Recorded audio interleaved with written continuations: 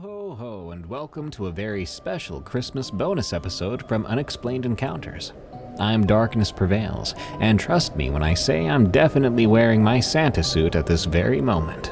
Today's episode features several scary and allegedly true stories of the unexplained that happened on or around Christmas. From Christmas ghosts, classic, to holiday creatures. You're going to unwrap this episode and scream with glee. If you have a scary story of the unexplained, send it to me at darkstories.org so I can read it. And if you want early access to my cinema-quality, fully produced creepypasta narrations, sign up for EerieCast Plus at eriecast.com/plus and check out Delete After Reading. And hey, if you ever wanted to get me something for Christmas, how about you just make it a follow and a review of Unexplained Encounters on Spotify and Apple Podcasts? Thank you. Now, let's begin.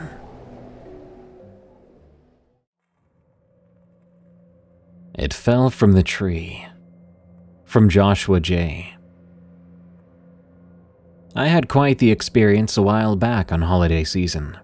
The kind of encounter that made me pretty uncomfortable to be around two of the things I really loved: Christmas and my own hunting land. For the rest of my life, I'll remember that day clearer than my own birthday. It was Christmas afternoon, and my family had all come together to my place out in rural Oklahoma. For the last 15 years, I've owned about 80 acres of forested land. It was a lot of scrub oaks and a few pines, with a tangled underbrush that made for decent wildlife habitat. We'd open presents in the morning. My wife and I had the grandchildren and their parents over, and everyone attempted to crowd into our old living room. After we did our gift exchange, my 14-year-old grandson Keith kept nudging me about going out to hunt. He had just gotten into archery hunting that year, and I figured it'd be a good chance to pass on some knowledge and tradition. I was 58 years old then. I'd been doing that kind of thing since I was younger than him, so I figured why not. We set out not too long after lunch. Keith and I grabbed our bows and headed out. The house was tucked near the north edge of the property, and the best hunting spots were deeper in. I knew that place like the back of my hand. I knew exactly where the deer or occasionally wild hogs loved to wander. We strolled a good half hour into the property. Keith seemed excited. You could tell by the way he kept adjusting his grip on the bow. He was looking around, soaking in all the scenery. I tried to keep him quiet, though. Told him, "Patience, that's hunting. Just keep your eyes open and your ears peeled." Every once in a while, he would whisper something about how cool it was to be out here. Honestly, it warmed my heart. The kind of thing granddads dream of. Now, we had a small cabin on the property. I'd built it about 10 years ago for a place to rest, store some tools, and warm up if we got caught in colder weather. I'd bought a tiny generator for the place, for some light and a little portable heater. Nothing too fancy or expensive, just enough to keep you from freezing your fingertips off if you were out there for a while. And that day was cold enough, around the mid-20s if I remember correctly. We were plenty bundled up, but still we stopped at the cabin, popping inside for a bit before finding our blind spot for the afternoon hunt. The cabin's not too big, just a single room, enough space for a couple of chairs, a small table, and some hooks on the wall for hats and coats. Keith rubbed his hands together as I fired up the generator. I got that overly loud, annoying thing going, and it paid me back with a bit of warmth. I poured Keith a half a mug of hot coffee from my thermos. He looked surprised, and I told him, "Don't go telling your mom or dad, okay?" He grinned at me, like I just told him the world's funniest secret, and he started to sip at it, probably not loving the taste, but appreciating it still. We sat there, the two of us, sipping coffee, trying to get the chill out of our bones. The cabin's wooden walls creaked now and then, and I leaned back, enjoying it. After about 15 minutes, we decided it was time to head out to one of my old hides. It was a makeshift little camouflaged spot, set up behind some brush. It had a great line of sight through a small clearing. There had been deer out there in the past winters, and sometimes you'd get a good shot, if you were patient enough. We picked our way through the undergrowth, trying to be quiet, not snapping too many twigs. By then it was mid-afternoon, and the light was getting softer, but we had plenty of time to settle in. We got to the spot, kind of a natural depression in the ground with some low shrubs around it. I reinforced it a few seasons ago with a bit of camo netting, but mostly it blended in because everything around it was dull brown, gray, and dark green. We hunkered down. Keith was on my left. Now, you couldn't call that spot comfortable. Not exactly, but it wasn't too bad. I'd brought several of those little warm hand packs, small little heat packs you crack open to keep your fingers warm. We'd share one from time to time. I would tap Keith on the shoulder and pass one over, or he'd carefully hand it back. All in all, though, we didn't say much. Just listened to the wind, watched the woods, and waited. About an hour passed, not a lot going on yet. Keith was starting to get a bit fidgety, which is normal for a 14-year-old on one of his first serious hunts. I hunted younger than him, but I do remember my first few hunts. You hear the rustle of leaves and you think it's something, but 99% of the time it's a squirrel or just the breeze. I whispered a few words to him to tell him to relax. He just gave me a slight smile. A few minutes later, though, Keith suddenly started to tap me on the shoulder. Hard at first, then faster. I turned to hush him, worried he was going to make too much noise. When I looked down at him, I saw real fear in his eyes. He kept whispering, "Grandpa, what is that? Grandpa!" I put a finger to my lips and tried to follow his gaze. He was looking straight ahead, maybe 20, maybe 25 meters ahead, just off to the right of a big old oak tree. I squinted. I didn't see anything to alarm me, just a thick trunk and some knobbly lumps of bark. I whispered back to him, "Son, I don't see anything. What are you pointing at?" He pressed closer and whispered a bit louder, "On the tree." Now my heart was really thumping. It's not often you see a kid that scared out there. I was wondering if he saw a bobcat climbing up a tree. Maybe he was mistaking a shape out there for something else. I looked again, focusing harder. I looked at the lump on that particular tree. It looked just like a lump, but it seemed to be where he was looking and pointing. It looked like a big patch of bark twisted and bulging out. But something did look off. The more I looked, the more I could make out an almost human shape to it. I don't know, like there was a human torso or legs. I told myself I was seeing things. When you look so hard for something, you end up finding it, even if you force your mind to see it. But then it moved. Not much, mind you, just a slight shift, like whatever it was had just slightly adjusted its grip on the bark. That's when it really clicked. This thing was upside down, clinging to the tree trunk, like some kind of enormous lizard but shaped like a person. I remember muttering, "Well, I'll be," and I felt Keith go still. There was no real sound from it, no big reaction, just tiny subtle movements on occasion. But it was enough for me to finally see it. The two of us watched it, not really sure what we were looking at. Before long, Keith started to whisper again. "Can we go back, Grandpa? Please, can we go back?" He started to say it every 15 seconds or so, and I would just shake my head slightly. It's not that I wasn't concerned. It was that I didn't know what to do, and I didn't want to move and spook it or get its attention. Wasn't even sure what it was. I've seen all manner of wildlife out here over the years. You had your typical deer, coyotes, raccoons, and possums. I even found signs of bears and mountain lions on occasion. But nothing like this. This thing had a shape that was too human for comfort. And if that was its skin we were seeing, it was rough and was just like the bark of the tree it was on. I couldn't see the eyes of it clearly, not from that distance, but I had the unsettling feeling it was aware of us. It must have been there the whole time, blending right in with that tree. I think we watched it for about 4 minutes, maybe a bit longer. My knees were starting to ache from staying so still. Keith was starting to shake. I tried to calm him down by placing a hand on his shoulder, but he was so fixated on that tree. I could tell he was growing paranoid. Then, without warning, it suddenly dropped to the ground.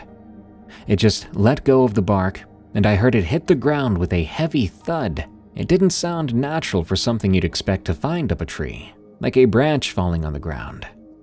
It sounded heavier than a man, too, or at least it was very solid. That sound sent a jolt through me. I leaned forward, trying to get a better look. Then it stood. I could barely make out any details because its skin or covering matched the bark and leaf litter so well. It moved a bit, and I could see a vague human-like form. Arms, legs, a head, I think. Then it turned, and I knew it was looking at us. The feeling of being watched by it suddenly became quite intense, like being caught in a spotlight, even though there was no light shining on us. The creature then crouched back down, dipping down so low that I could hardly track it through the brush. It wasn't charging, it wasn't hissing, just silent and disturbingly quick. I could feel Keith's panic rising, and to be honest, I didn't want to stick around any longer. Whatever it was, I sure as heck didn't want to get closer to it. I stood up, my voice no longer a whisper. "Come on, son, we gotta go." I grabbed Keith by the arm. He didn't fight me. We moved out of the blind and back through the woods, not exactly running, but moving fast enough that I was sure we were making a racket. At that point, I didn't care. I had to get my grandson out of there. We made it back to the cabin, and once inside, I locked the door behind us. Not really sure if that would have done any good, if that thing was going to follow us. I fired up the generator again, turning on the heater, hoping the loudness of the generator would keep that thing at bay. But again, I had no idea if he'd even cared about us being out there. Keith was shaking when I looked back at him. I poured him another tiny bit of coffee, just to get him to calm down and focus on something else. I told him, with a smile, "It's all right, we're safe here." Then he started to ask, "Grandpa, what was that? Have you ever seen anything like that before?" I didn't have a good answer. I was honest. "I don't think I've ever seen anything like that, son. Not once in my life." I didn't even have a good guess. Some strange animal, a trick of the mind we both shared, or something else.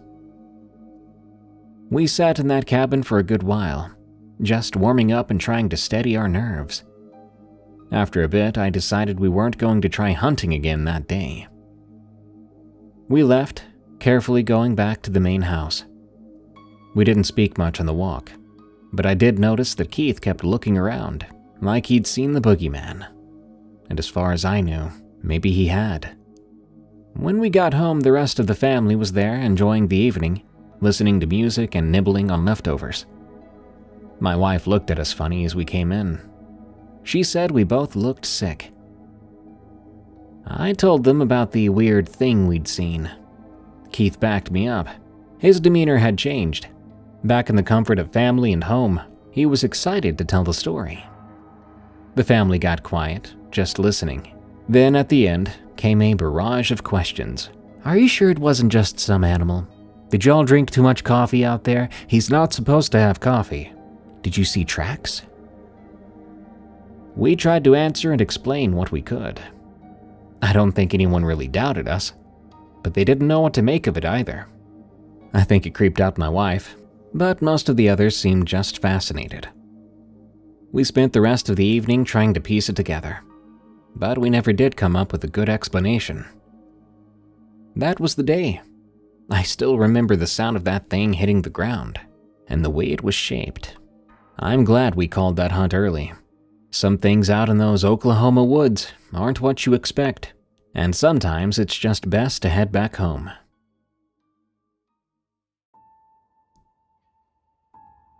Our house hated Christmas. From T.M. Jacobson. We moved into this old Connecticut house when I was around 7, just before Christmas. My dad had landed this new job nearby, and my parents wanted us out of the cramped apartment we'd been stuck in before. I remember being so excited at first. The house had a yard, actual trees, no constant noise from neighbors through thin walls. It was set back from a quiet road too, with a big wraparound porch and big old trees looming over the place. To my kid self, it was huge and mysterious, especially compared to what I was used to. My mom loved the idea of fixing it up. She would talk about painting the porch railings and putting flower boxes under the windows. My dad, however, went around tapping on walls, muttering about insulation or something. My brother, Tim, and sister, Katie, just went with the flow, exploring their new rooms and arguing over who got the bigger closet. As for me, I was just psyched to have an attic and a backyard. I'd never had that kind of space before. The first few weeks there were busy, unpacking and moving furniture. There was a lot to figure out too. The place had a lot of little weird doors and creaky floors. Regarding neighbors, there was an older couple 2 houses down, a family with teens across the street, and not much else. Really, it was a sleepy stretch of old homes and trees. Now I tell you all that, and it sounds like it would have been perfect for a kid. But from the start, something felt a little off. It wasn't like the house screamed haunted on day 1, but there were tiny things that got under our skin. My mom would find stuff in different places than she left them, and my dad swore he heard footsteps upstairs whenever we were all sitting at the kitchen table. I remember him once saying, "This old house sure likes to breathe," trying to laugh it off, but I could tell he was a little anxious about it. Being a curious kid, I was always poking around. I mean, I'd just come from a tiny apartment.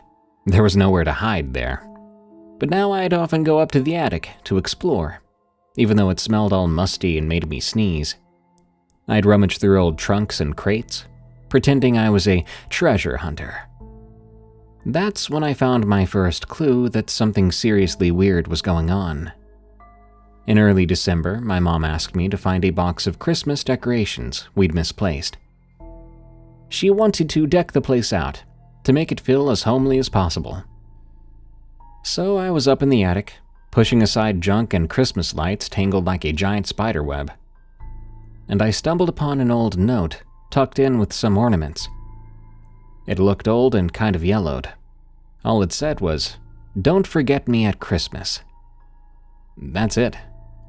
I brought it downstairs, showed my mom, and she kind of forced a smile and said it was probably from the previous owners, or a note that she or my dad wrote and forgot about. But she still looked a bit weirded out by it. I remember thinking it was talking about not forgetting the decorations during Christmas, but now I think it meant something else. As December rolled along, little odd things became more frequent. Doors would sometimes swing shut for no reason, and once late at night, I swear I heard a quiet humming. It sounded like someone singing a lullaby down the hall. It was around then that Katie started to have nightmares. She claimed to see a woman in her dreams who whispered words to her that she couldn't remember in the morning. Tim tried to joke about ghosts, but he stopped laughing when he saw the look on my dad's face whenever something strange went on. Then came our first Christmas morning at the house. Honestly, that's when it all hit the fan. We woke up early, like kids always do on Christmas, excited to see our presents under the tree. The living room had an old rocking chair in the corner. It was something we got from Grandma's house ages ago. I noticed it was moving, just gently rocking, while we were opening our gifts. At first I thought it was one of my siblings. Perhaps they'd been playing with it and ran away really quick. But nope, no one was near it. It just kept rocking too. I stared at it, and when I got Tim's attention, he looked too, and he got real quiet.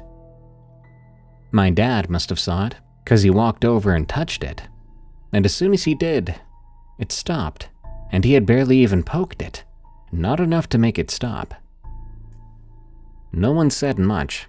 It was a really eerie way to start Christmas. We went about our Christmas business, but that moment really stuck with me.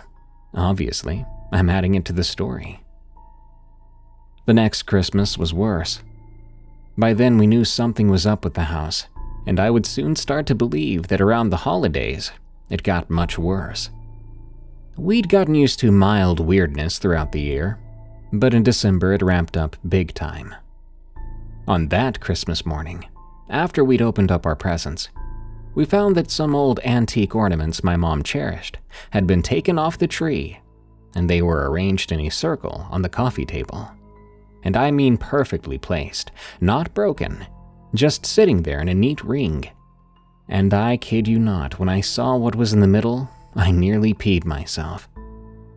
Right in the middle of that ring was the same note, the one I thought I threw away over a year ago, but it looked the same too, yellowed and old, and it read, "Don't forget me at Christmas." It was enough to make my sister cry. My dad swore under his breath too. I rarely heard the man cuss. Mom looked like she was going to pass out. We ended up putting the ornaments back, just trying to get on with the day, but honestly, you can't just pretend that something like that didn't happen. We knew we were dealing with something more than just a creaky old house. It wasn't violent or anything yet, but it was definitely there, and it wanted us to know it was there, especially on Christmas for whatever reason. Maybe our ghost was the Grinch. By our third Christmas there, it had almost become a twisted tradition. December would roll in. We'd all start getting anxious about what the ghost or whatever it was would do this time. We tried leaving out a family photo near the tree, as if to say, "Look, we're including you," hoping to keep the haunting tame. For the most part, that year was quieter, no big dramatic moments, just the occasional weird sound or feeling of being watched. But late on Christmas Eve, I couldn't sleep, so I tiptoed downstairs. That night, my parents turned off all the lights except for the tree's lights. The moment I rounded the corner, I saw it. The rocking chair again, gently moving. This time, I swear though, I caught a glimpse of someone sitting in it. It wasn't solid flesh and blood, more like a faint figure. Like an older woman maybe, with old-fashioned clothes. I even heard a faint humming. I stared at the chair, which kept on rocking somehow, and I felt eyes on me. My heart nearly exploded. I ducked back behind the wall and stayed there until I could muster up the courage to go back to my room. I never told my parents exactly what I saw, just that I saw something. They believed me. We all believed in it by then. Over time, we kind of learned to live with this ghost. We never discovered a name or a reason. It wasn't like a movie where we did research on the past of the house and found something dramatic. Nope. We simply assumed that maybe the ghost once lived there, maybe lost a loved one at Christmas and was stuck reliving it, wanting someone to remember her. We did try different things, like leaving out a plate of cookies or an old trinket, and sometimes it seemed to calm things down. Luckily, she was never mean, never broke anything. She seemed more lonely, desperate to be a part of the holidays. I hope you're not expecting a climactic end, because these experiences, just out of the blue, after a few years of this routine, simply stopped. We had a Christmas where nothing happened.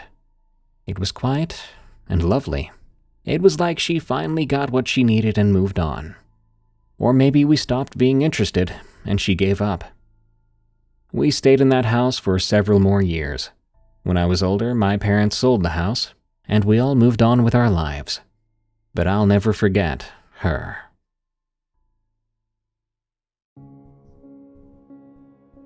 My Too Tall Visitor.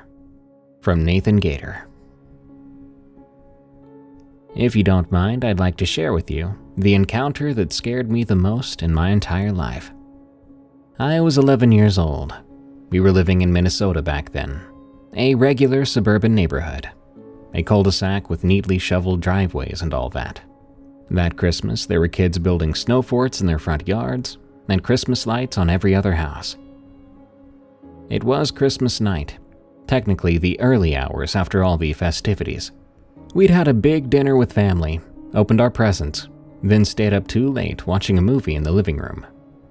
By the time I finally went to bed, I was exhausted, but also riding that weird after-Christmas buzz, still thinking about my new toys and how the holiday break felt endless. A little forewarning, I've had sleep paralysis before. It wasn't super common, but it happened enough times that I knew what it felt like. You wake up to find your body stuck and your limbs heavy and stiff, and there's this familiar surge of panic before managing to wiggle a toe or finger to break free. Usually it came with a general sense of unease. I always felt like there was something looming in the corner of my room, but I knew it was just in my head. That's what I always thought, until this experience. That night, around 2 or 3 in the morning, I woke up in my dark bedroom. I couldn't move. I tried lifting my arm to rub my face, but it felt like lead weights were tied to my wrists and ankles. The room was darker than usual because of the heavy curtains my mom had hung up to keep out the early morning light. All I could see was the glow of the street lamp sneaking in at the edges. I was lying there waiting for the sensation to pass like it always did. I remember telling myself in my head, just another episode of sleep paralysis. Relax, focus on moving a finger. But something felt different. The temperature in my room, which had been comfortably warm thanks to our central heating, suddenly felt very cold. And I don't mean just a bit colder, I mean cold enough that I could almost see my breath. As I looked around the room, I noticed a figure at the window. A tall, impossibly tall figure, just standing there, outside, looking in at me. At first, I wondered if it was my mom or dad, checking on something outside, but the silhouette didn't match. And this figure had to be at least 7 feet tall, maybe even taller, because of how high the window was at that side of the house. Its clothing, as far as I could make out, looked old-fashioned, like something from a movie set in the Victorian era. There was a long coat, maybe some kind of old suit or cloak. I couldn't see its face, just the outline of a head and shoulders. The figure didn't move at all. It was just there, towering and staring. I couldn't even hear it breathing. No shuffling feet, nothing like that. Maybe I was hallucinating a sort of statue, I thought. But statues don't usually just randomly spawn into existence in the middle of the night. As I began to panic, I tried to scream, but I couldn't get a sound out. My mouth simply wouldn't open. My chest felt weighted down. I kept telling myself it was a hallucination then, nothing to be scared of, a trick from my mind. But it felt too real. The cold and the stillness and the sheer size of that thing. I looked the opposite direction from it, drilling the words, "It can't be real, it's just a nightmare," into my head. This moment felt like it was lasting a lifetime. I have no idea how long I was lying there, frozen but awake. Eventually, though, I just blacked out. Guess I fell back to sleep. When I came to again, it was morning. The room felt normal and warm and quiet. My mind immediately went to that nightmare or sleep paralysis event, and I thought, that was a really bad dream, convincing myself that that's really what it was. Christmas morning leftovers and the usual post-Christmas calm were in full swing downstairs. I found my parents in the kitchen, Dad making coffee and Mom flipping through some magazine. My siblings were already playing with their new stuff. I was still a bit tired and uneasy. At some point during the day, probably mid-morning, I went over to my window at the back of the house, just to look outside, to make sure. When I saw no figure and just the typical stuff outside, I felt so relieved. Fresh snow had fallen overnight too, a good couple of inches, smoothing out the yard.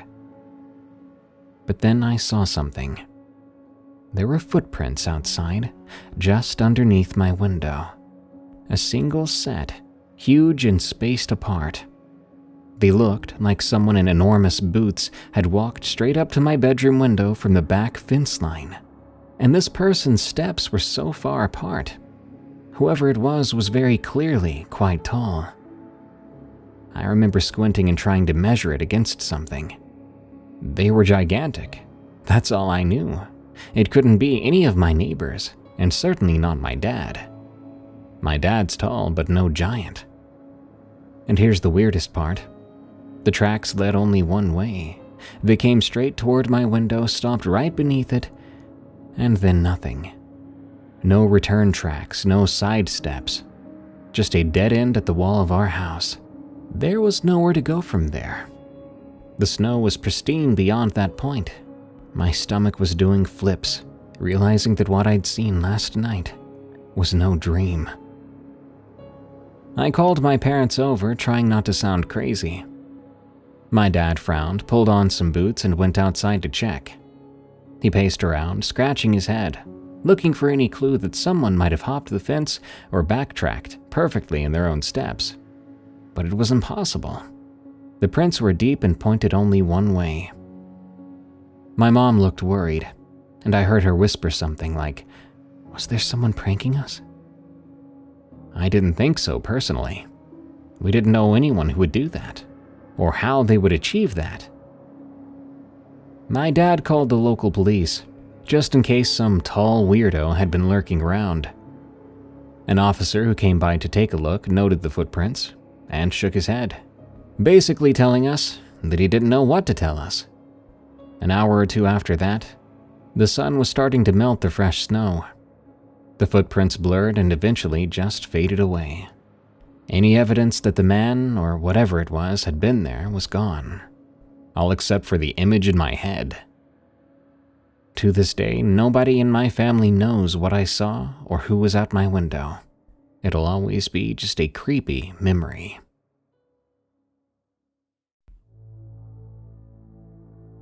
The Advent Calendar. From Anonymous. I was about 10 years old the December this all went down. Every Christmas, my mom brought out this old wooden Advent calendar. It had been in her side of the family for generations. It came from her German grandparents. Some distant relative had carved it by hand long before I was ever born. It wasn't flashy or covered in glitter like the modern ones.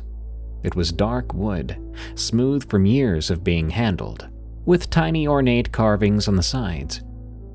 The front had 24 little doors, each just big enough to hold a small candy or trinket. Mom usually put wrapped chocolate coins or miniature ornaments in there. Each day of December, I'd open one door and find a treat. Pretty normal holiday stuff. But this particular year, something felt off right from the start. Around the first week of December, I noticed door number 24, the big one we save for Christmas Eve, kept being found slightly open when I came downstairs in the morning. At first, I thought I just didn't close it properly the day before. But then it happened a few more times, even after I carefully clicked it shut and remembered doing so. My dad said the hinge was probably just loose, which sounded reasonable, I guess. The thing was old, after all. My mom tried tightening the tiny screws and even put a small piece of tape on the inside to keep the door closed, but it still ended up cracked open. We joked that maybe the chocolate was trying to escape, but it didn't feel funny after a while. More odd than anything. Then I began to hear this faint scratching noise at night. My bedroom was upstairs, and I had decided to bring the Advent calendar up there for the time being. Not in my room, but in the hallway, right outside my room, on a little table. At first, I told myself I was imagining these scratching sounds. Sometimes old houses make weird sounds, but it sounded like tiny claws dragging on wood. I mentioned it to my parents, and they rolled their eyes in a friendly way. My mom said it might be mice in the walls, especially since it was getting colder outside. She said they would set up some traps if it kept going. Well, the scratching did keep going. By mid-December, it was louder too. Not screaming loud, but definitely noticeable enough that I couldn't sleep easily. I'd lie there staring at the ceiling, hearing what sounded like something fiddling with the wooden doors. Meanwhile, door number 24 had escalated from slightly open to swinging wide open, no matter what we did. My dad actually taped it shut one night, 2 strips of clear tape across it, and the next morning it was open again, tape peeled off and folded neatly to the side. When I decided to take a closer look, I opened door 24 and shone a flashlight inside. It was empty except for a few faint scratch marks along the interior surface. They looked like claw marks. Not deep enough to ruin the wood, but clearly there. I showed my parents. My mom frowned and said maybe it was old damage she had never noticed before. My dad just shrugged, but looked a bit unsettled. Nobody had an explanation for why that door kept opening on its own. A few nights later, other doors started to open too. 23, then 22, and so on, working their way down the line in order. Certainly not random. By the 20th of December, most of the remaining doors were popping open sometime during the night, as if counting down the days. We were all a little freaked out, but my parents tried to stay rational. "The wood is probably warping," my dad said. "It's insanely old, the hinges might be popping loose one by one." But we both knew the Advent calendar had never done this before. We'd used it every year since I was a toddler, and it always worked just fine. On December 23rd, we were all downstairs watching a Christmas movie. The 3 of us on the couch, bowl of popcorn on my lap. Suddenly, this deep rumbling growl came from upstairs. It wasn't too loud, but there was a low vibration to it that made my stomach sort of flutter, and I know we all heard it. The 3 of us froze. Mom even muted the TV and Dad stared upwards. Then there was another growl, and it was definitely coming from the hallway upstairs, right where the Advent calendar sat. This sound was too big to come from any mouse or squirrel. It sounded like something very large and very angry was trapped in a tiny space. But how could anything big be inside a box the size of a jewelry compartment? My dad finally got up. Mom followed and I trailed behind them at a safe distance. We crept upstairs together. Not sure what we'd find. A raccoon somehow stuck inside the hallway table? When we got there, the calendar looked completely normal. All the doors that had been opened were now shut again. The room was silent. The air smelled a bit stale, but nothing else seemed off. My mom whispered, "What was that then?" My dad shook his head. For the first time, they looked genuinely rattled. Not annoyed or dismissive, scared. That night, none of us slept well. When I woke up on December 24th, I went to check the calendar right away. Every door was sealed tight, literally sealed, because I tried tugging on one, and it wouldn't budge. My dad tried with a small screwdriver, thinking maybe the wood really had swollen. Nothing. The doors weren't glued, they weren't locked or damaged. They just refused to open, like the wood had grown into a solid piece overnight. We tried to open a few more, but none of them gave. The big door, number 24, which had caused so much trouble, was firmly shut. We even took it to the garage. My dad tapped it gently with tools. No luck. It was like the calendar decided enough was enough. The chocolate treats inside were still there. Mom could see one through a tiny crack, but we couldn't get them out. Those doors were permanently closed. We ended up just leaving it on display that Christmas Eve. These sounds stopped for a while. Later that evening, we heard a faint scratch, but that was it. My parents refused to talk about the whole thing. When I asked Mom if we could get rid of it, she said no, that it was a priceless family heirloom and people would ask questions. She didn't want to explain that we'd gotten rid of an old family treasure because maybe it was haunted or something. So we kept the dang thing. We placed it on a shelf in the living room where it sits to this very day. The doors remain shut, no one has ever managed to open them again. Sometimes, especially on cold December nights, I swear I hear faint scratching sound coming from it. And on those occasions I do, my parents pretend they don't hear anything. They just get tense if I mention it, and quickly change the subject. No one else who visits seems to notice. I mean, it does look like a quaint old advent calendar, a piece of holiday decor with a bit of family history. But to us, it's a bit more. I've always wondered, what kind of thing might be possessing it, and why?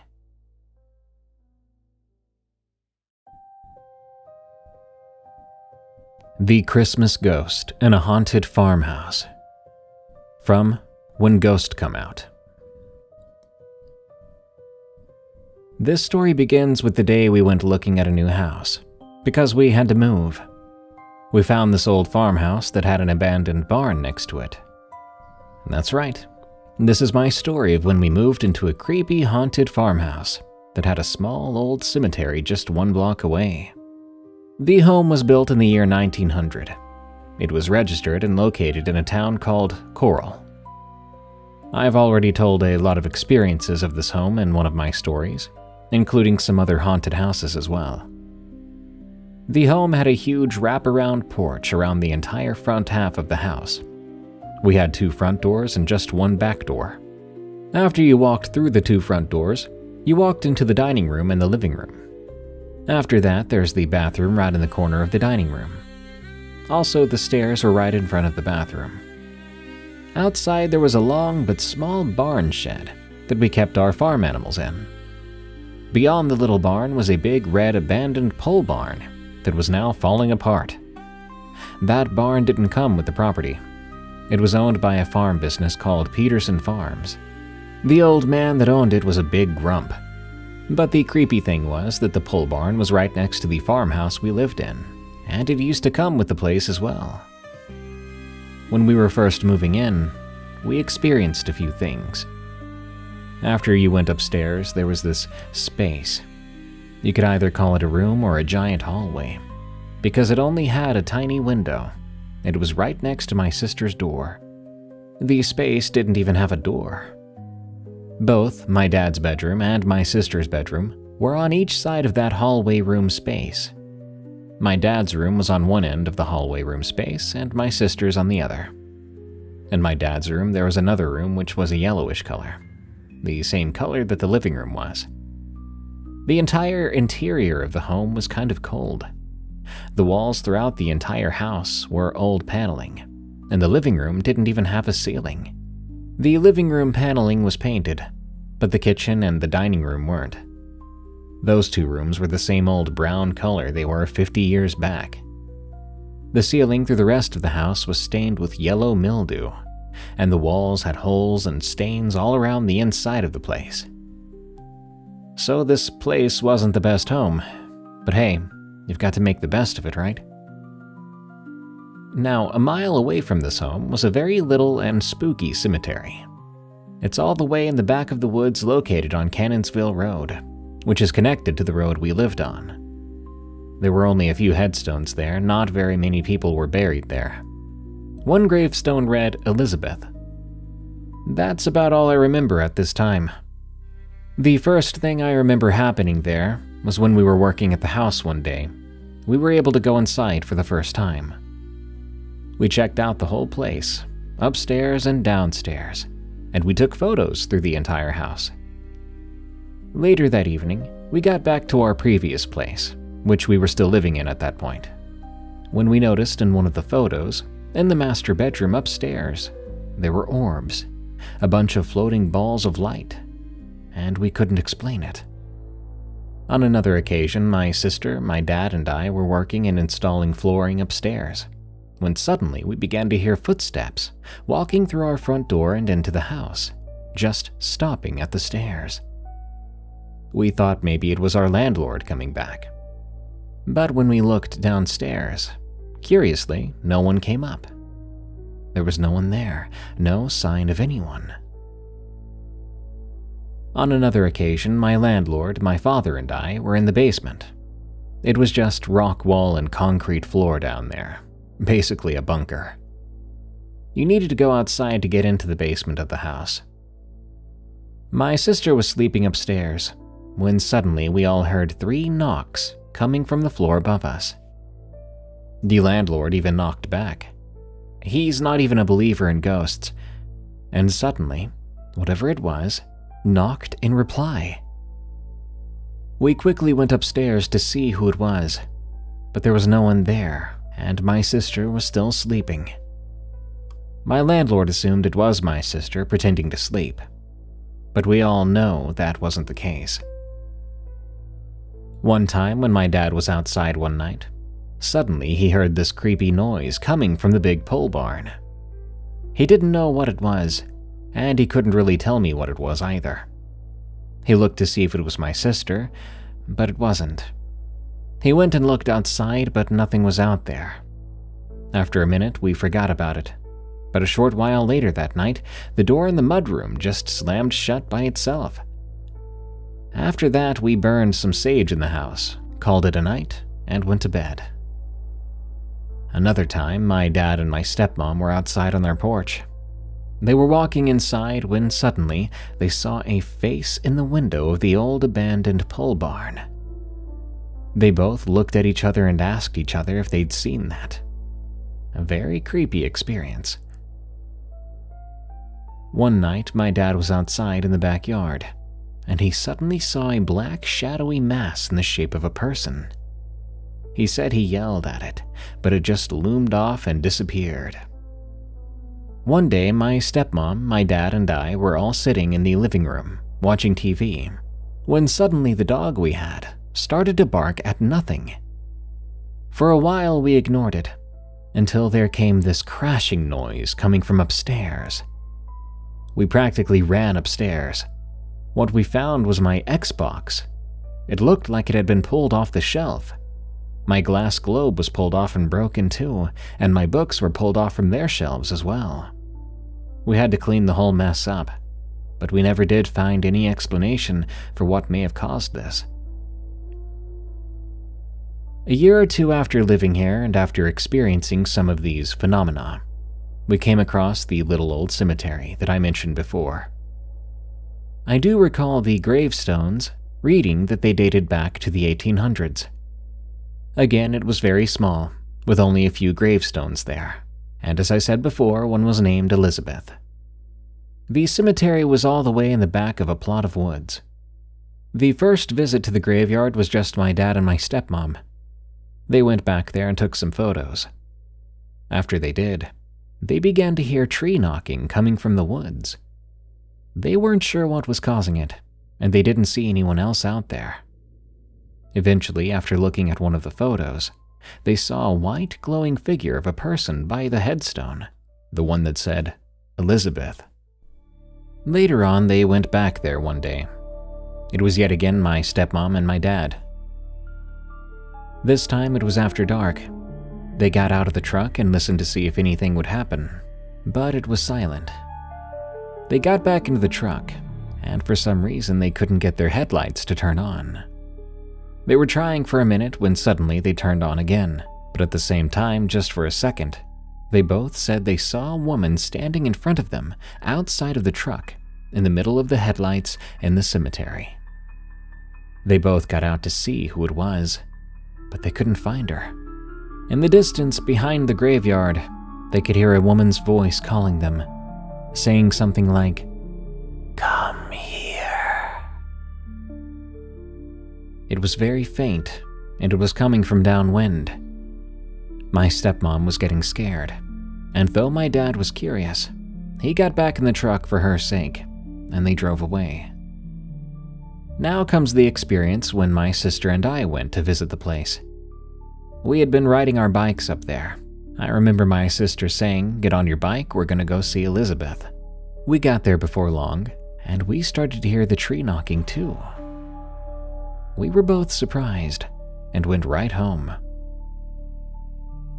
Now all this stuff was quite disturbing, but the worst part was around Christmas time.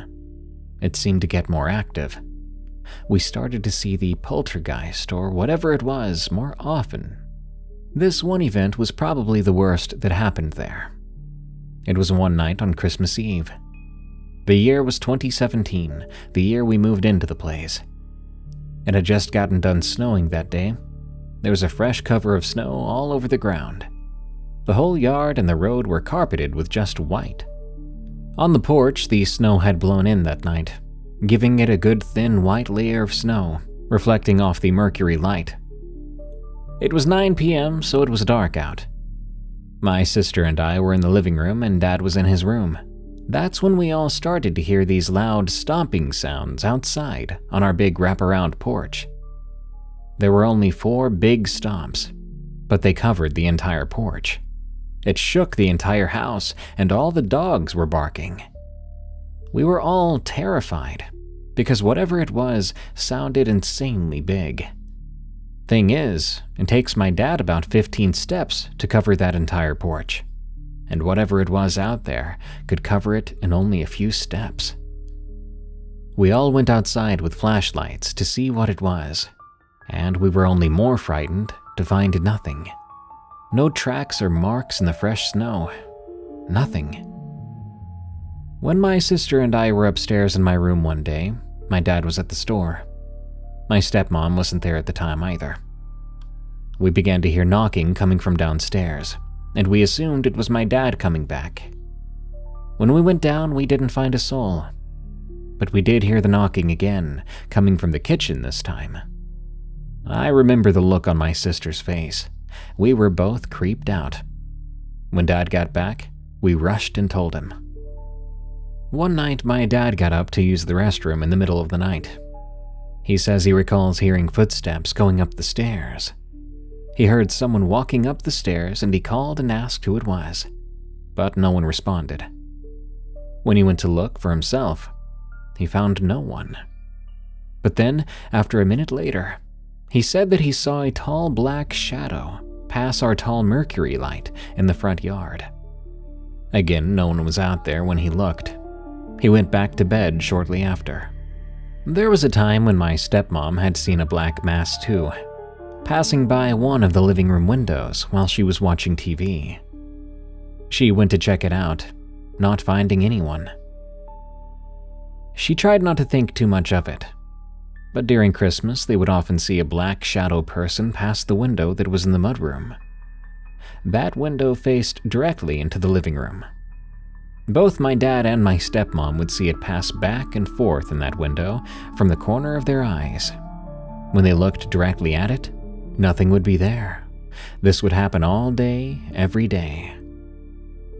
Then there was the occasion I heard something fall in my room. I ended up finding one of my old shoeboxes now on the floor. I picked it back up and suddenly saw a mass pass by the window, a shadow of something. One night, my sister was in her room. She remembers hearing 2 knocks at her door. She thought it was us, but when she said, "Come in," she didn't get a response, and the door didn't open. So she got up and went to the door, but didn't find anyone there. She came right down and told our dad about it.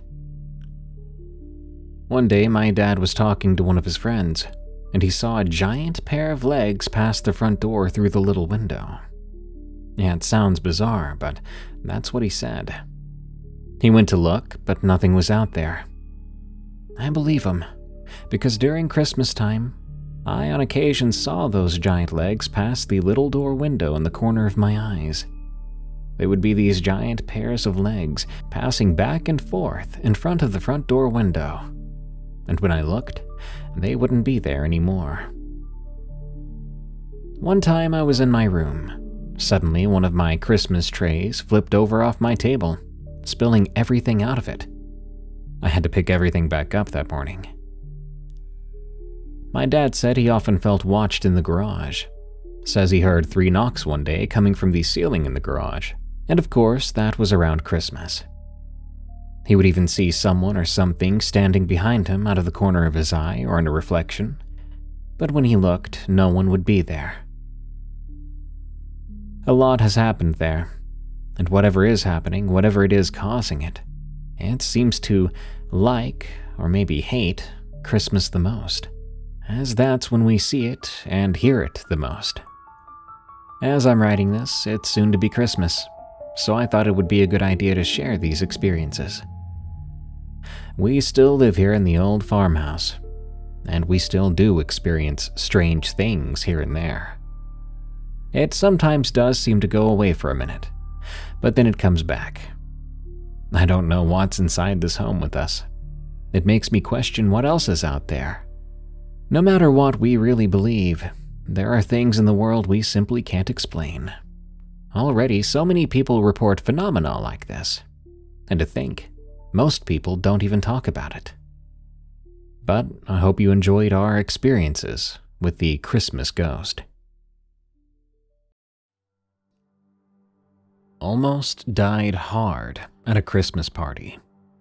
From Amelionymous. I really do hope my story title is an exaggeration. I'm not sure where to start, but I guess I'll just try to tell it the way it happened. It was back in 2016, during the winter in southeastern Michigan. I was about 8 months into a new job at a mid-sized insurance office, just outside Lansing. We were a pretty close-knit team, maybe 25 people on our floor, and everyone mostly got along. I'd never had any issues with my coworkers. Sure, some were friendlier than others, but no one outright bothered me. Until Jeremy was hired. Jeremy started about 3 months before the end of the year. He was part of the claims processing team, relatively entry-level, and he sat 2 cubicles away from me. At first, he seemed normal enough, maybe a bit quiet.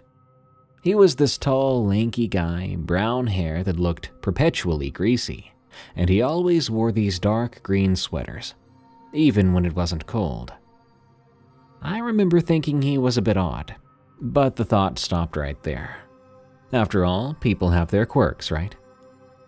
The first truly creepy thing I noticed about Jeremy was how he stared. He wouldn't do it when we were face to face. Actually, if you talked directly to him, he'd barely look at you. But if I was at the copier or making a coffee, or just turning a corner, I'd catch him watching me. He'd stand at his desk and just stare.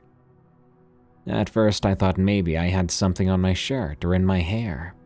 Maybe he was just spacing out like we all do from time to time. But it kept happening.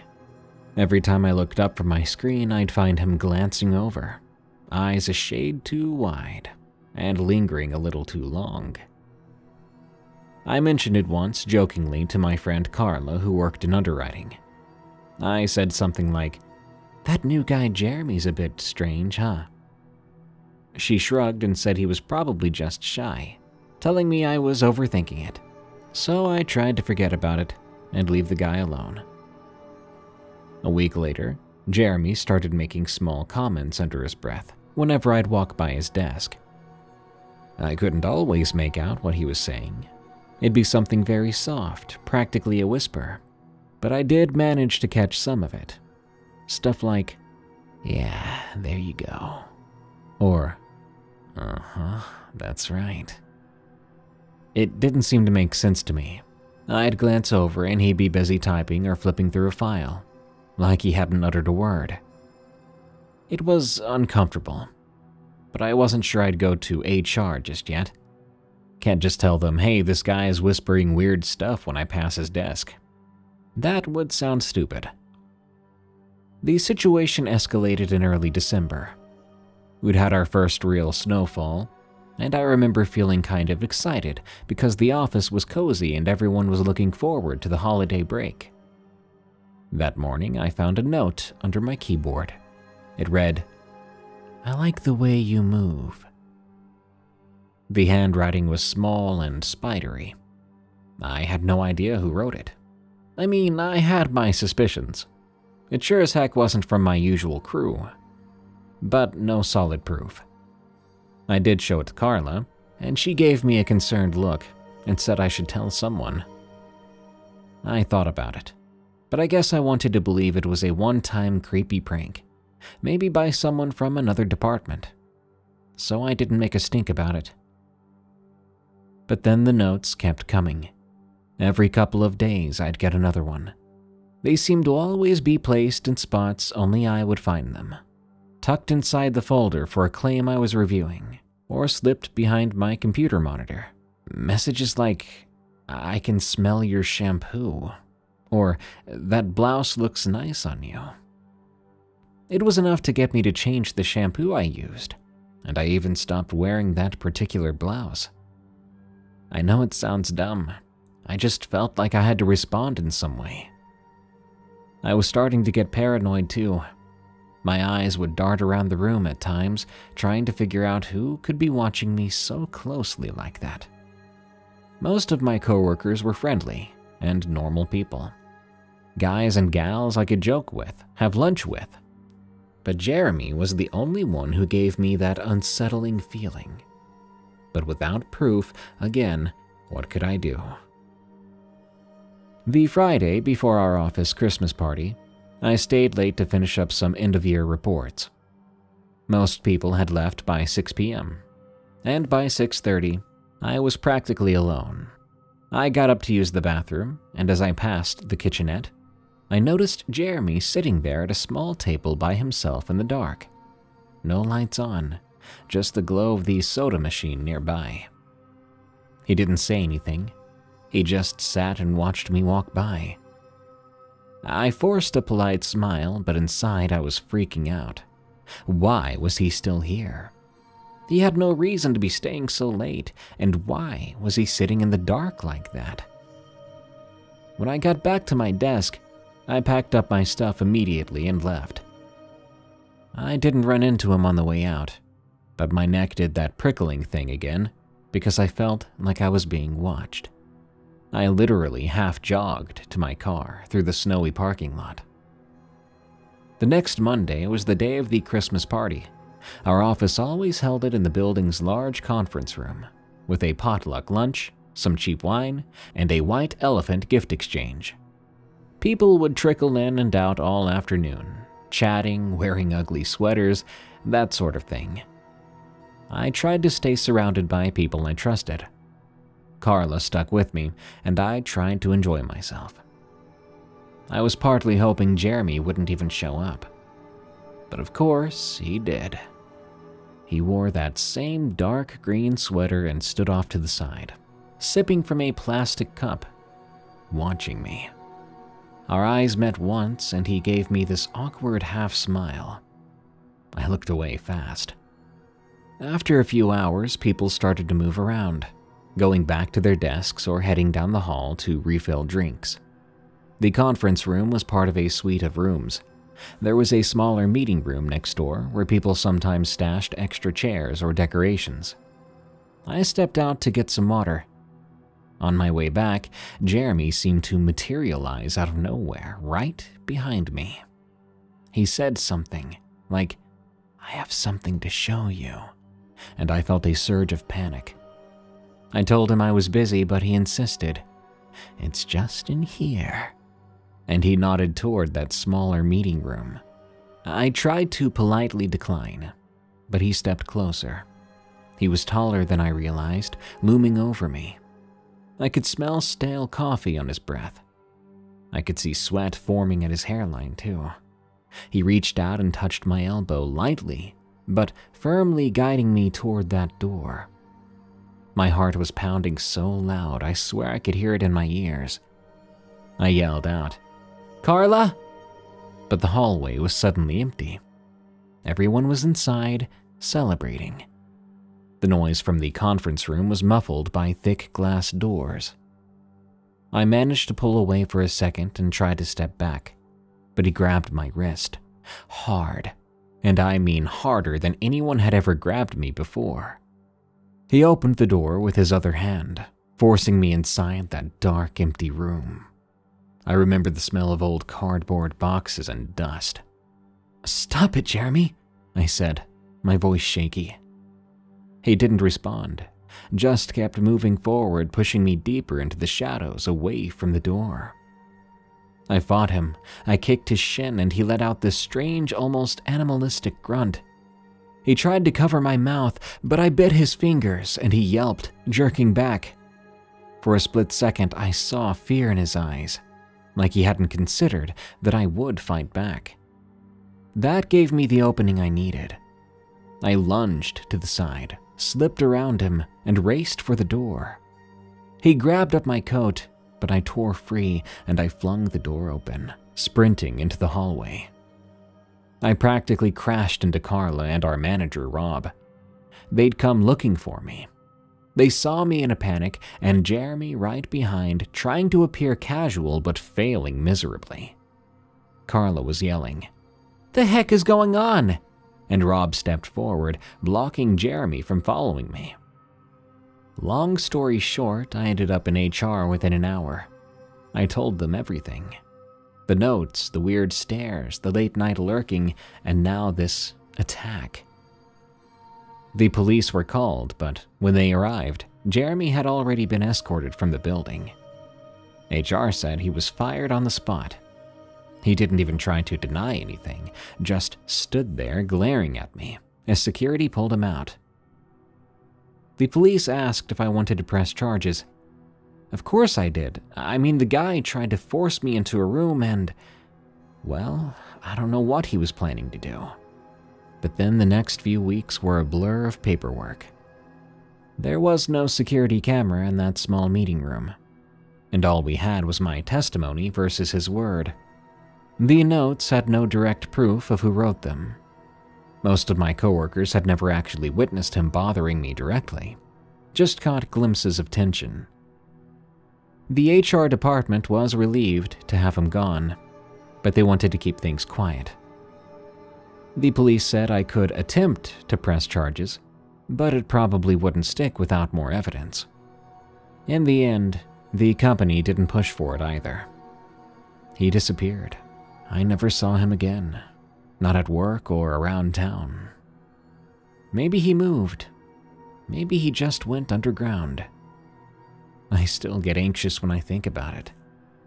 For a few weeks after, I checked my rearview mirror quite often, and I took some different routes home. I changed up my routine. It really messed with me, truth be told. The worst part was knowing he got away with it. He lost his job, sure, but that doesn't feel like enough. He could be anywhere, working someplace else, doing who knows what to somebody. I tried to put it behind me, but that experience lingers. It's a memory that pops up now every time the weather turns cold and the office Christmas party rolls around. It's been years now, and I've since moved to another job, one where I'm safer. But I'll never forget Jeremy and the Christmas party that almost ended very, very badly.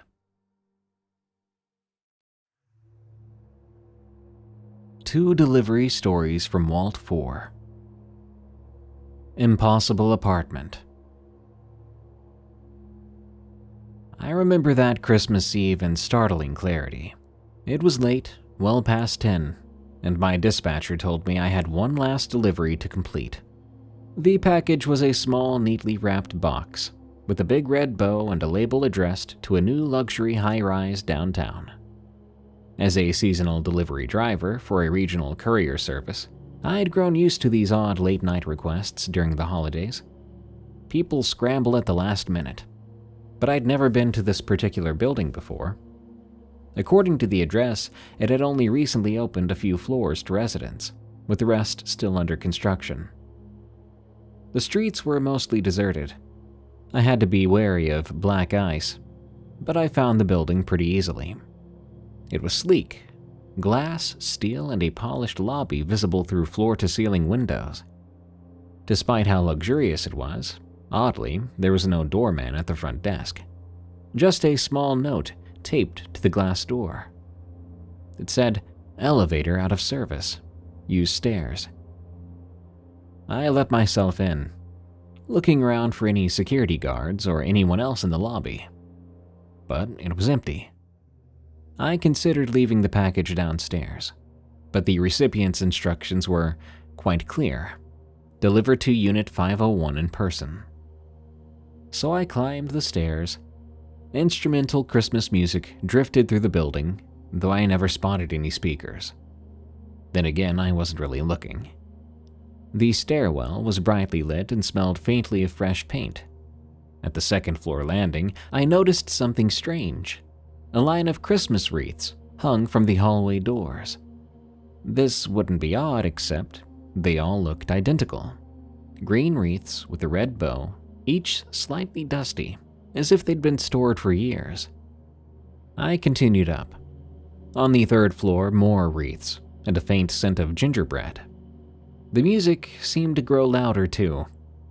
By the time I reached the fifth floor, I was a bit out of breath. The hallway carpeting was pristine white, and each door had a small holiday ornament: candy canes, tiny snowmen, angels.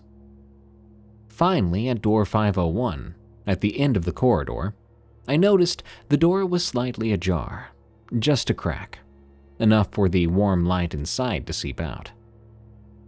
I knocked and called out, "Hello? Delivery?"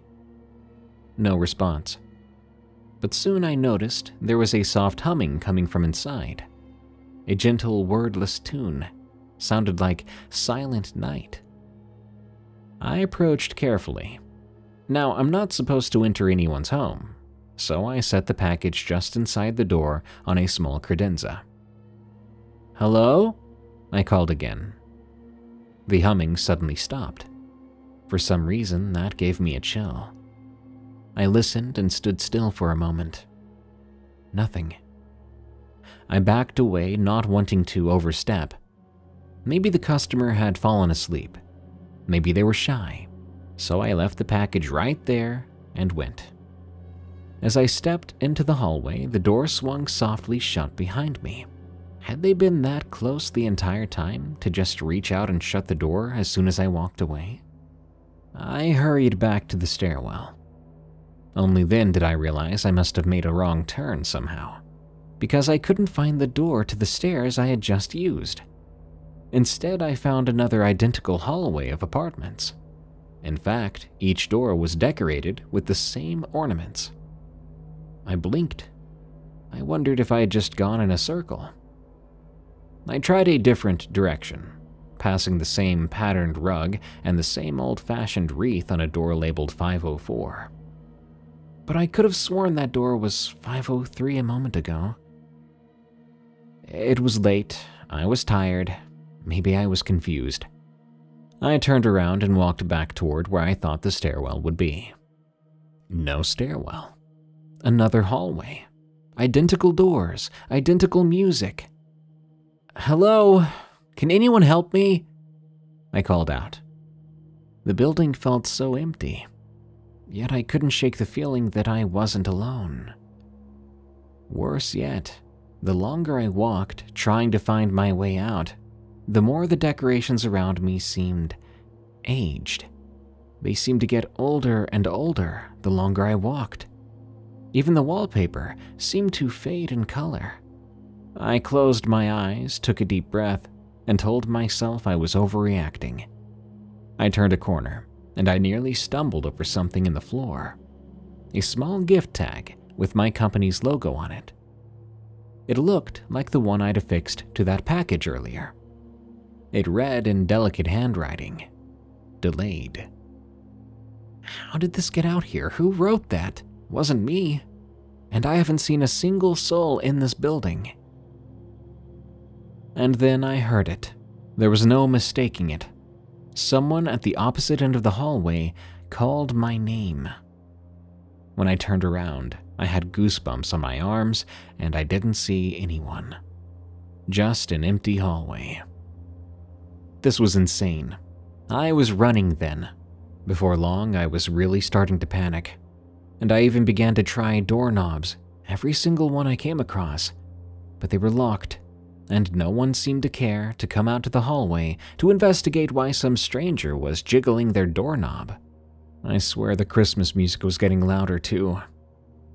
I'm not sure why I yelled it, but it wasn't until I called out, "Sorry," to no one in particular, that it all stopped. The music stopped. The strange feeling stopped. And only then did I finally hear the building's ventilation. I quickly walked around another corner, and as if by magic, the elevator doors were right there in front of me. The sign still read, "Out of service," but I hit the call button anyway. To my shock, the door slid open with a soft chime. I stepped inside the empty elevator and pressed the lobby button. In less than a second, it opened again onto the ground floor. I stumbled out, practically running into a security guard who stood behind the lobby desk, looking concerned. He asked if I was all right. I asked him about the apartments upstairs, why they all had the same decorations, and why the hallways were so labyrinthian. He frowned. "What do you mean? The 5th floor is still under construction. There's only residents on floors 1 and 2. I apologized and simply left. I felt dizzy and creeped the heck out. To this day, I don't know what happened in that building. All I know is that something was very wrong, and I'm glad I made it out okay.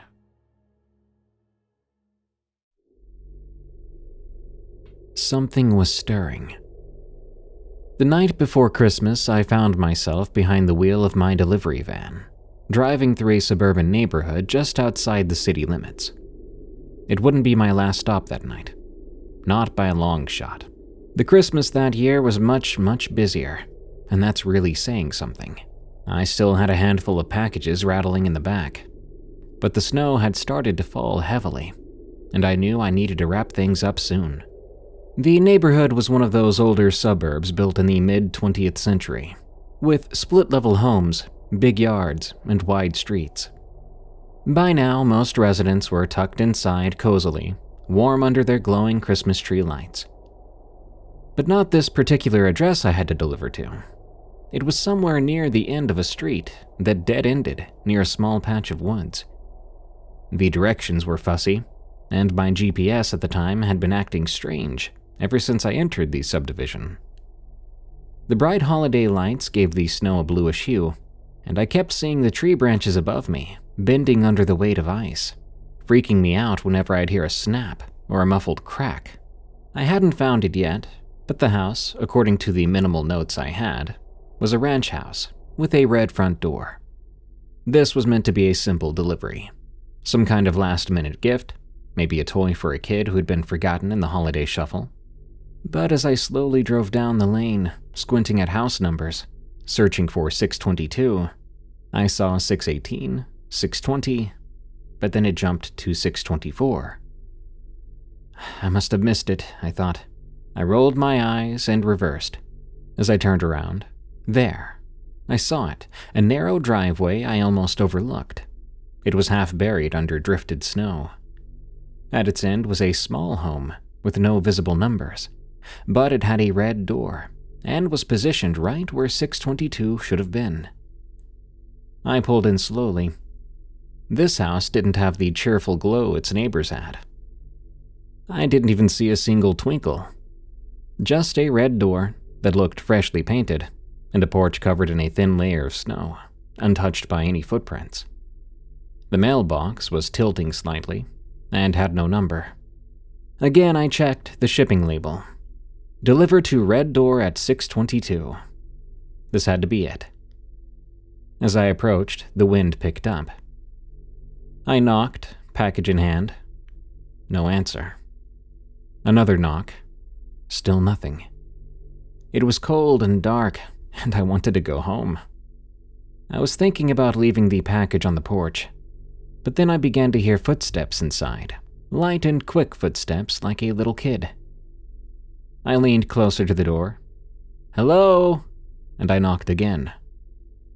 There was silence. I tried the doorbell, but when I clicked it, I didn't hear a chime inside, so it was either very quiet or broken. But then I heard a muffled rustling, like someone was moving something around inside. Then I thought I heard a child's voice, saying something like, "Daddy?" I took a step back. Maybe the primary occupant was asleep or distracted. There was a child inside, that was sure, but at the moment they seemed alone. That did worry me. I knocked louder. "Hello? Is everything all right?" The wind was getting stronger and colder. Then I caught some movement in my peripheral, a faint silhouette at the window. It stood back from the glass just enough to be a pale blur. I raised my hand and smiled, giving them a friendly wave. And in that second, the figure faded out of sight, stepping backward into the house. I walked around the porch, peering through another window. Inside was dim, maybe lit by a single candle or a distant light. The interior looked old-fashioned, heavy drapes, an antique lamp here and there. But there was something off. It was just a little too dark in there. I heard another muffled voice somewhere, but it was too faint for me to tell what they were saying. "I've done my best here," I told myself, and I went back to the front door. I crouched down to set the package carefully at the doorstep. As I did, I suddenly noticed fresh footprints in the snow. They hadn't been there before. They were small and child-sized, leading from the doorstep to the side of the house and, as I peered around, to the backyard. From what I could tell, they ended abruptly halfway across the lawn. No sign of turning around or fading out, just a dead stop in a patch of untouched snow. Nothing about this felt right. I turned and marched back to my van. The job was done, I told myself. Package was delivered. I had even tried to announce myself several times. If the recipient was odd or shy, so be it. I had other deliveries to make, and a family of my own. As I turned the key, the engine sputtered to life. The headlights came on, brightening up the red door in front of me. For a split second, I thought the door was open, but it hadn't been open before. I rubbed my eyes, and I swear it was closed. What in the world, I thought. I began to back out of the driveway, craving some sleep. As I made my way out of the driveway and down the road a little bit, a fire truck alongside a police car came racing past me, sirens on. I hit the brakes and watched them go. Sure enough, they stopped at that house, the one with the red door. I would later find out on the news that the single mother in that home had gotten blackout drunk and drowned her daughter in the sink. The daughter was only 4 years old.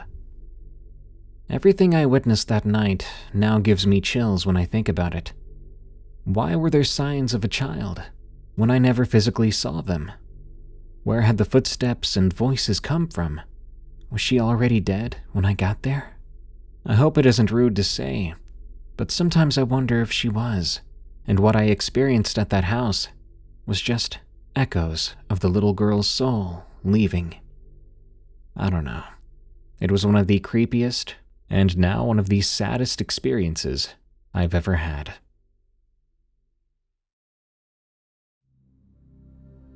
Mall Santa versus the Evil Elf.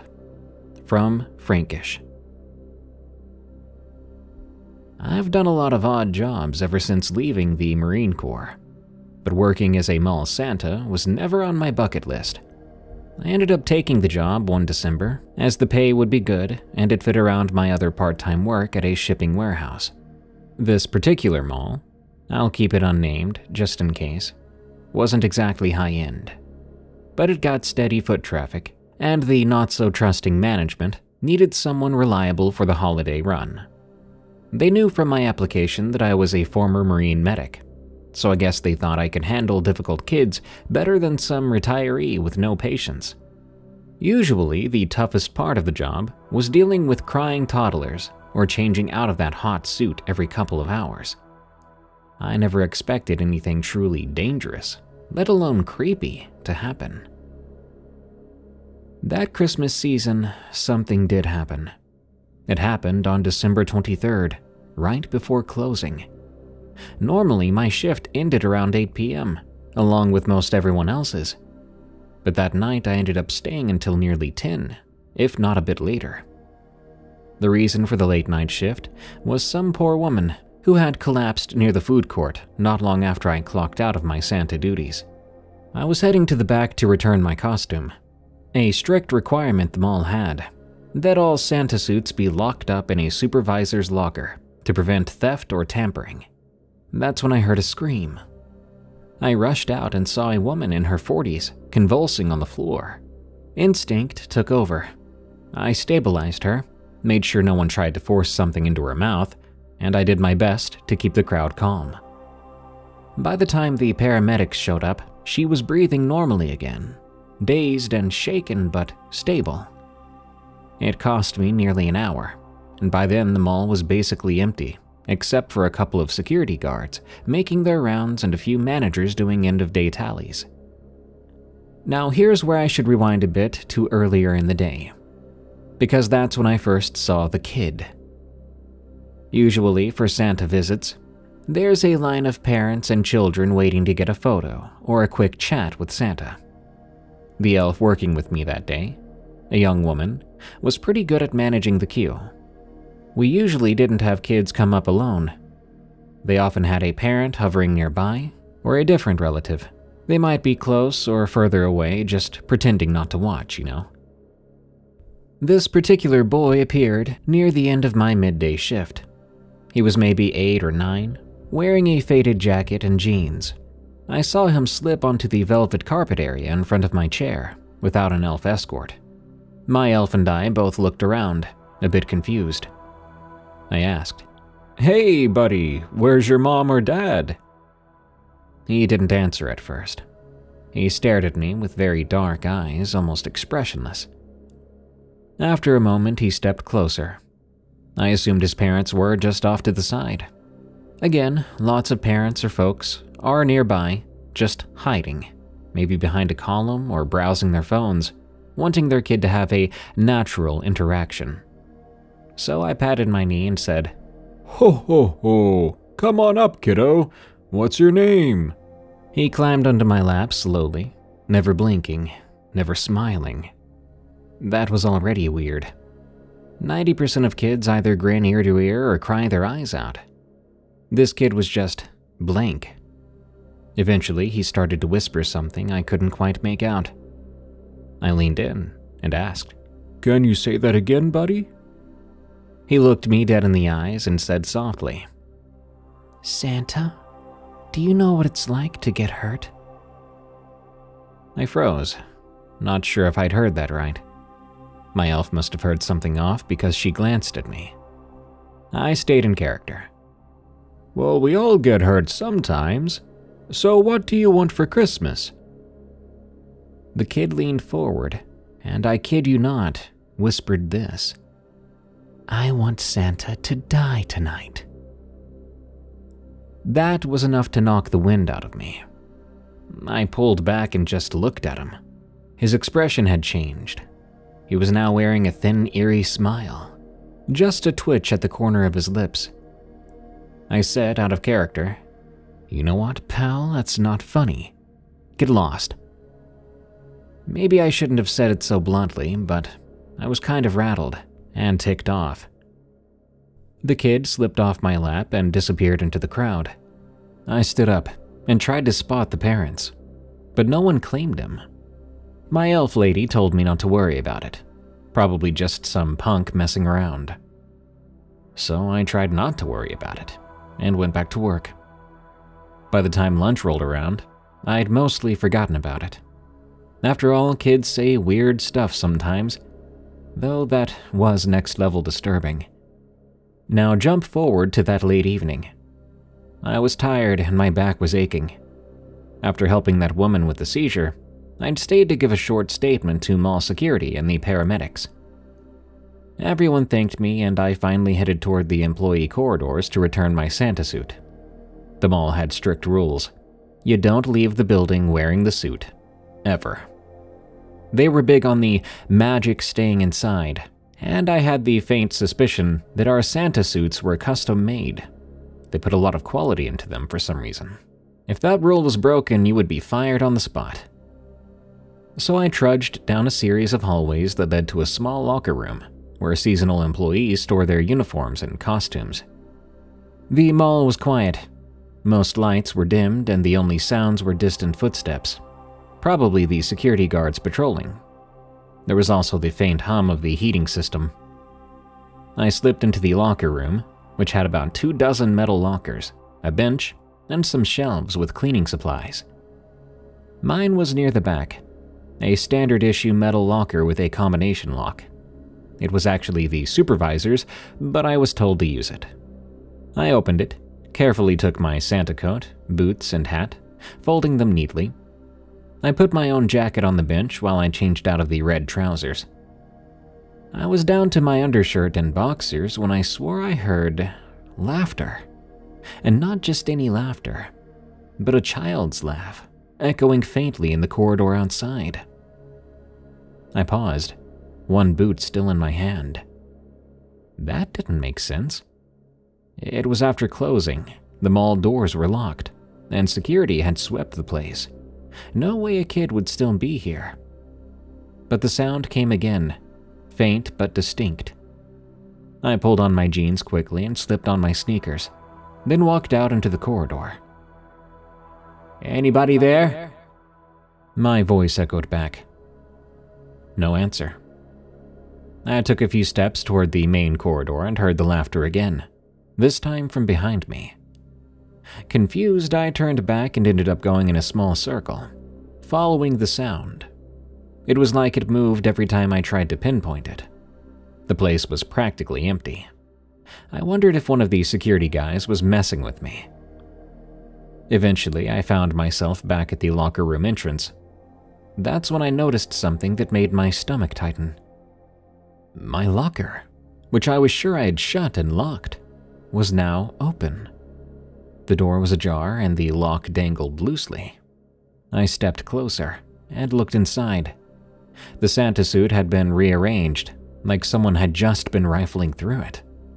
And right at the bottom of the locker, on top of my folded coat, was a single candy cane broken in half. What? I wondered. Who had the combo besides me? The supervisor wasn't even here, and I doubted they would toy with me like that, and I would have seen them in the locker room. That's when I heard a voice that made me jump. "You're not Santa." The voice was small, unmistakably a child's. I spun around, and there at the far end of the row of lockers stood that kid from earlier that day. No eerie smile at the corners of his mouth this time, just a twisted scowl, eyes narrowed. His posture was tense and rigid. "You're not supposed to be back here. How did you get in?" I stepped towards him, trying not to freak out on some little kid. He stared at me, and I felt something like a chill. No, I thought to myself. Don't go getting creeped out by some kid. But then I saw something in his hand, a glint of metal. It took me a second to realize he was holding a kitchen knife, maybe a paring knife or a steak knife. My blood ran cold. "Listen, kid," I said, holding my hands up, palms out. "Put that down. No one needs to get hurt here, come on." I took another careful step. He didn't answer. Instead, his eyes flicked down like he was assessing my stance. Without warning, he darted around the corner, disappearing behind a row of lockers. "Hey!" I shouted, adrenaline now surging. I chased after him. The moment I rounded the corner, I saw nothing but a small wooden step stool, something we used to reach higher shelves, sitting right there in the middle of my path. Before I could stop, my foot caught on it, and I went down hard, my temple striking the edge of a locker door. Lights sparked behind my eyes. I groaned, disoriented, and I tried to push myself back up. And then I felt a sudden sharp pain in my calf, deep and stabbing, like a hot wire jammed right into my leg. I screamed then, instinctively jerking my leg away. I caught a glimpse of a small silhouette darting down the corridor, the faintest sound of laughter trailing behind. I reached down, trembling, and felt the handle of the knife protruding from my jeans. It was embedded in my leg. Every instinct told me not to pull it out. Doing so might cause more bleeding. I rolled onto my back, thinking how insane this was. Some child just snuck back here to stab me. I managed to crawl back to my locker, leaving a smear of blood on the linoleum. The phone in my locker was my lifeline. We were allowed to keep our phones locked up there during shifts. I grabbed it, my fingers shaking, and dialed 911. I even texted mall security during the call. I tried to describe where I was, what happened, but my words came choked out when I was talking. A minute or so later, I heard rushed footsteps. 2 security guards and one of the shift managers, all of them wide-eyed, came into the locker room. They found me there on the floor, blood staining my pant leg. I kept repeating through gritted teeth, "There's a kid with a knife!" But by then he was long gone, corridor empty. They searched and found no kid. The manager rushed to get first aid supplies. One of the guards knelt beside me, pressing gauze around the wound and trying to calm me down. I never did see that kid again, thankfully. The police showed up, took my statement, and searched every nook and cranny of the mall. Security cameras were checked. They saw that he went out one of the back doors, and that was basically that. To this day, I can't explain it. Don't know who he was, why he attacked me and hated me so much, and where he went. But I do know that child, someone who appeared to be 8 or 9 years old, threatened me, sabotaged me, and stabbed me, on Christmas Eve's Eve, no less. After a hospital trip, stitches, and a tetanus booster, I received constant apologies from my supervisor, and the mall even offered to pay my medical bills. I was grateful, but I quit the job right after New Year's. I wasn't scared of being attacked by another kid or the same kid, but I was annoyed, and far less open to being around other people for a while. Life's weird, man. Some kids want toys, some want a new puppy, and apparently some kids out there want to kill Santa Claus with their own hands.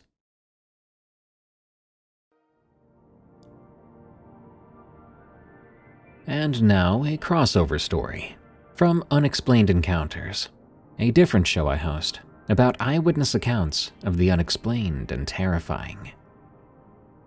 Grandma's Disturbing Christmas Story from Ye Olde Days. I was about 10 years old the first time I really listened to my grandmother's Christmas Eve story. I'd heard it before. She'd been telling it as long as I could remember.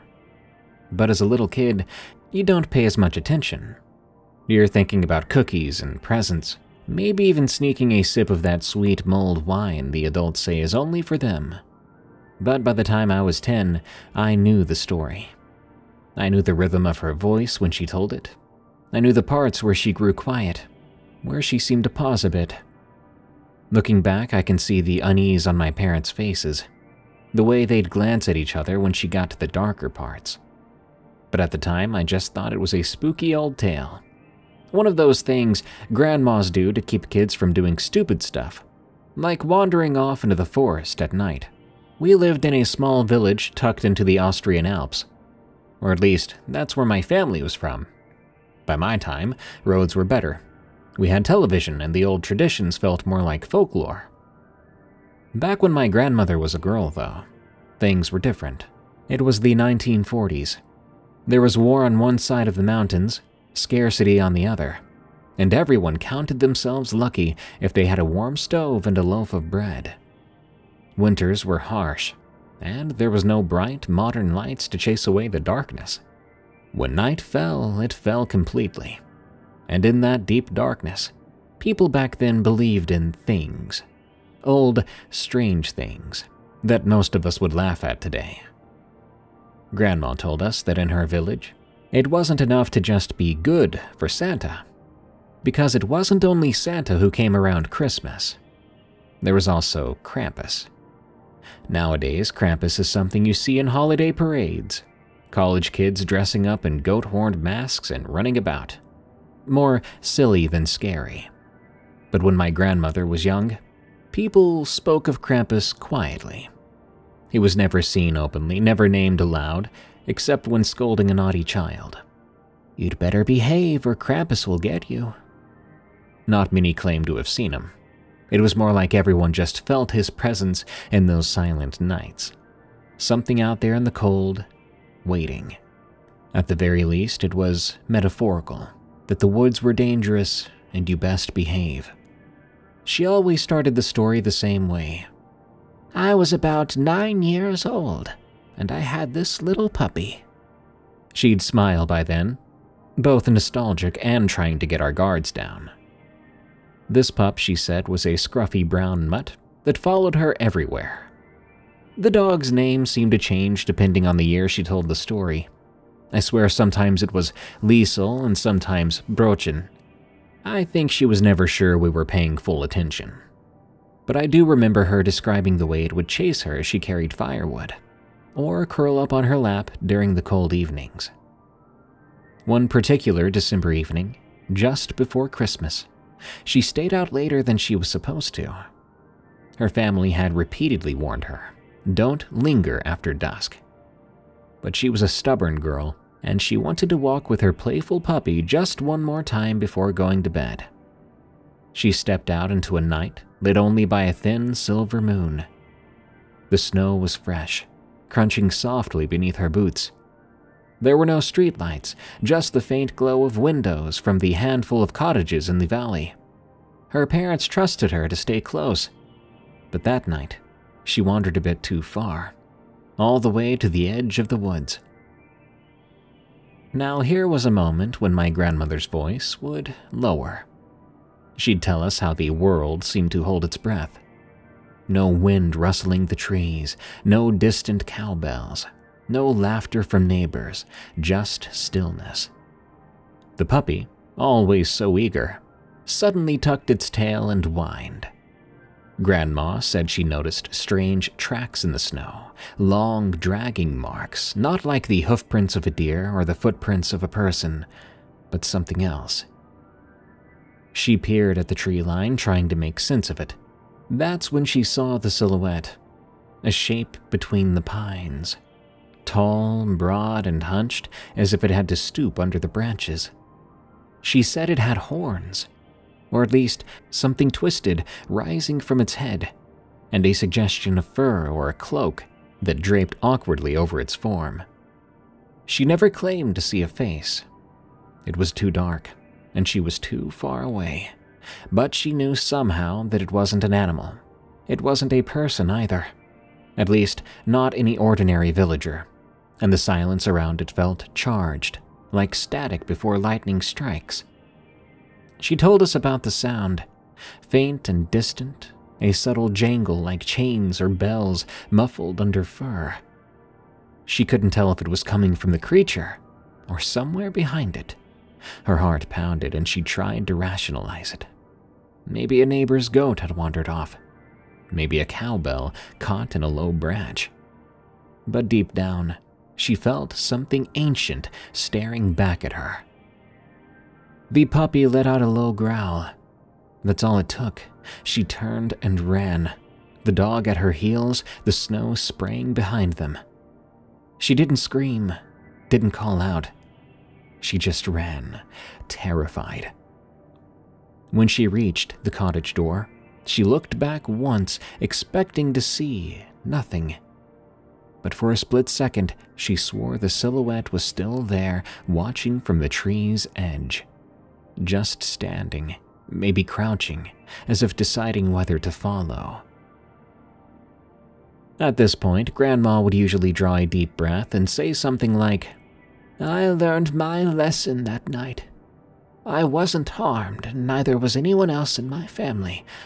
I got home safely. I wasn't even punished by my parents. I never stayed out late again, though."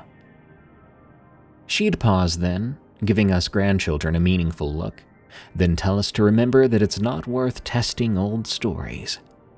Then she'd laugh softly, ruffle our hair, and move on to happier Christmas traditions, pulling out gingerbread cookies or turning the conversation to the special holiday bread baked by our aunt. That was the version we heard as little kids. Creepy, sure, but nothing that would scar us. It left just enough to the imagination. When I was about 15, however, I remember sitting with her one afternoon, just a few days before Christmas. It was the kind of day where everyone was out shopping or preparing for guests, and I found Grandma alone in the kitchen peeling apples. I was feeling bold, old enough to notice that her story always had some holes. Old enough to ask, "Grandma, did you really see Krampus that night? Are you sure it wasn't a hunter or a trick of the moonlight?" She kept peeling apples for a moment, not answering. Then she set the knife down carefully and looked at me.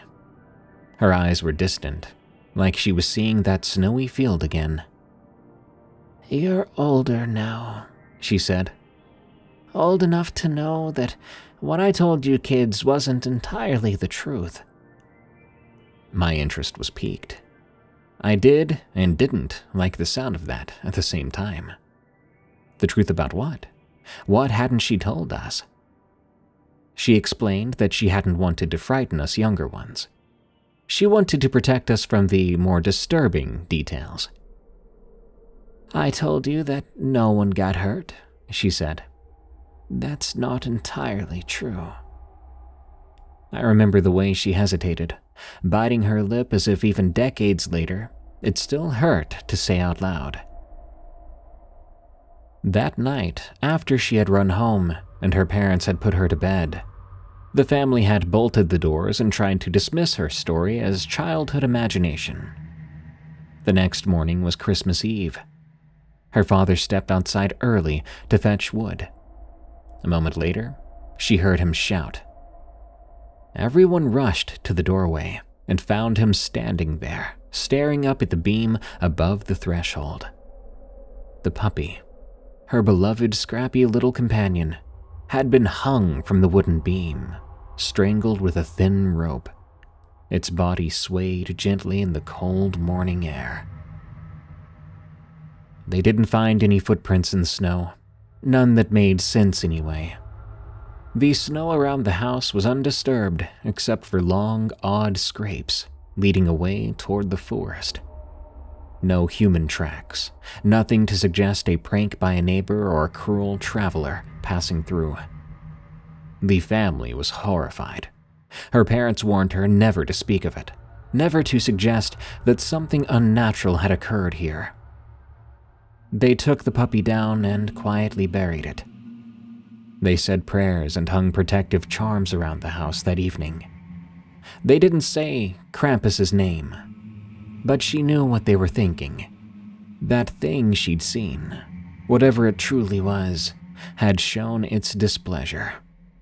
She wasn't harmed, not directly, but her beloved pet was killed in some twisted show of power. I sat there stunned. I'd grown up all these years thinking my grandma's story was just an eerie anecdote. Now I realized it was a memory of something deeply traumatic. She had never gotten over it. For decades, she carried that image of her dead puppy with her.